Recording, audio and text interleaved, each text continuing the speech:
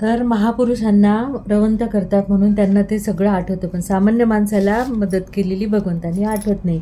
म्हणूनच आपण आपलं काय केलं पाहिजे तर आठवलं पाहिजे, रवंथ केलं पाहिजे, बोधात्मक बुद्धी पाहिजे, म्हणजे समजूत आपल्याला आली पाहिजे, अनुभव घेतला पाहिजे.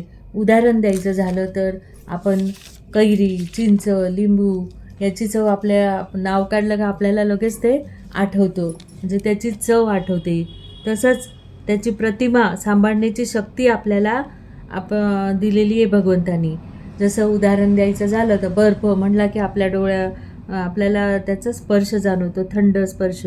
कापूर म्हणला का त्याचा सुगंध आठवतो. तर वस्तूची शक्ती पुनरुज्जीवित करण्याची शक्ती भगवंतानी आपल्याला दिलेली आहे.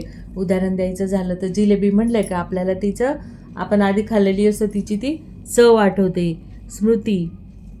तर तसंच आपल्याला आपल्या आईने केलेलं प्रेम आपल्याला आठवलं पाहिजे, आपण त्याचं चिंतन केलं पाहिजे. मननशक्ती हा बुद्धीचा खुराक आहे, याने स्मरण राहिलं पाहिजे. मती म्हणजेच उदाहरण घ्यायचं झालं तर लाख असते आणि लाखावर जर आपण एखादा चिक्का हे केला तर त्याची लगेच ती प्रतिमा तयार होते. तशीच आपण आपल्या मनावर आपण ते